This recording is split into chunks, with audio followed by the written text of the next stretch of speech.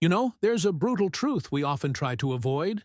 People hurt you, and sometimes they do it on purpose. Not accidentally, not unknowingly, but with full awareness, with precision.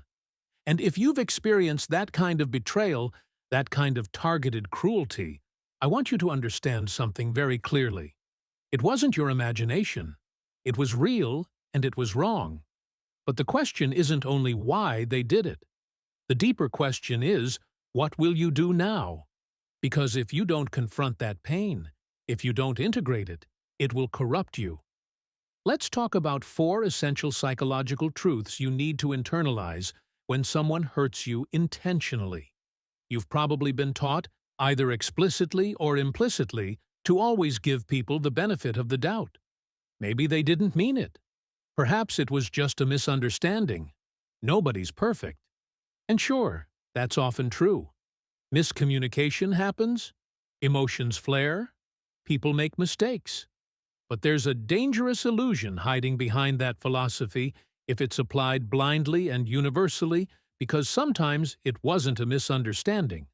Sometimes they knew exactly what they were doing. They hurt you with precision. They calculated it. And in those moments, it wasn't just carelessness. It was malevolence. And if you refuse to see that, you become complicit in your own victimization. Now, this isn't easy to accept. The idea that someone could deliberately target you, maybe because of your light, your strength, your innocence, your potential, that's a deeply unsettling realization. But pretending it's not real doesn't make it go away. In fact, it makes you more vulnerable. It strips away your ability to defend yourself. And worse, it creates this internal dissonance where you feel the pain, the betrayal, the violation. Yet, you keep telling yourself, it must be me. I must be misreading this. That's the trap. That's how people stay stuck in abusive cycles. Not because they're weak, but because they've been conditioned to deny evil when they see it. Let's be clear. Evil is real. Not just in the abstract, not just in history books or dark fairy tales, but in everyday modern human interactions. Evil isn't always loud or violent. Often, it wears a smile. It flatters. It blends in. It manipulates. Evil doesn't always announce itself with fangs and fire. It operates through quiet envy, subtle control, and cold calculation. It's that friend who constantly undermines you while pretending to care. It's the colleague who sabotages your work behind your back. It's the partner who exploits your kindness and twists your words until you doubt your own sanity. And the problem is, if you were raised to be empathetic, to be agreeable, to always assume good intent, you're especially at risk. Because malevolent people often seek out exactly that kind of person. They know you'll hesitate to judge. They know you'll give chance after chance. They know you'll blame yourself before you ever blame them. And so they push. They test your boundaries little by little until they've trained you to accept the unex. You cannot afford to be blind to this. Not if you want to be whole. Not if you want to be free. There is a massive psychological cost to excusing what you know is wrong.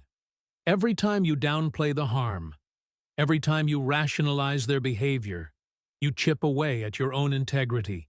You silence your intuition. You become a stranger to yourself. And that is perhaps the greatest damage of all. Not what they did to you, but what you do to yourself in order to cope with it. Recognition is the first step to reclaiming your strength. Not rage, not revenge. Recognition. The quiet, honest acknowledgement that someone acted with intent to wound you, that they saw your vulnerability and exploited it, that they observed your trust and chose to break it. And when you face that truth, not in anger, but in clarity, you begin to rebuild the boundary that was violated. This is not a call to hate. It's a call to see clearly. There's a difference between judgment and discernment. Judgment condemns. Discernment protects. And you need protection. You need internal rules about what kind of behavior you will no longer tolerate, about what signs to watch for, about when to walk away without apology. That requires clarity. It requires emotional courage.